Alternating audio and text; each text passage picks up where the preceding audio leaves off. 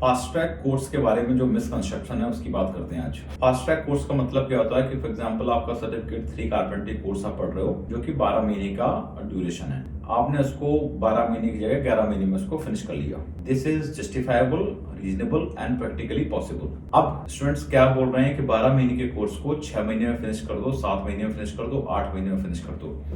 भाई सर्टिफिकेट 3 की जो डिपार्टमेंट की गाइडलाइन के हिसाब से जो मिनिमम ड्यूरेशन सेट करी गई है डिपार्टमेंट के द्वारा कम से कम 12 महीने है। It can be more than 12 month but not less than 12 months.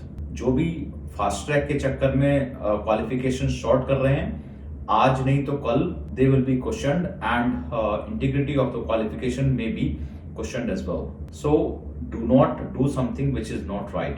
दूसरी चीज जो स्टूडेंट्स के आर्गुमेंट आते हैं कि सर सीओई थोड़ा ही है, फास्ट ट्रैक पे कर ही सकते हो क्योंकि मैं बिना सीओई के पढ़ रहा हूँ। सीओई और बिना सीओई के पढ़ने में मात्र एक ही चीज का अंतर है कि आपके पास सब क्लास 500 नहीं है, इसकी वजह से आप सोर्स एक्ट के अंदर नहीं आते और आप बिना सीओई के पढ़ सकते हो।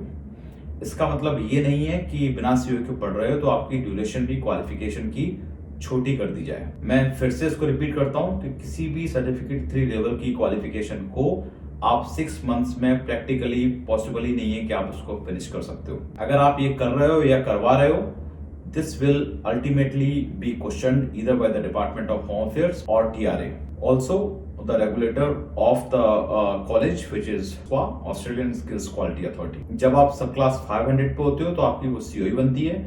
सीओई इसलिए बनती है क्योंकि आप ईसोस एक्ट के अंदर आते हो। सो आपकी वो ड्यूरेशन जो भी आपकी क्राइकोस प्रोवाइडर के क्राइकोस रजिस्टर पे है उसके हिसाब से आपकी सीओई की ड्यूरेशन डिफाइन होती है। Do not do something which is not right. Don't follow the trend, follow the law. For further information, please feel free to contact us on the information provided below. We are here to help you. Wish you good luck.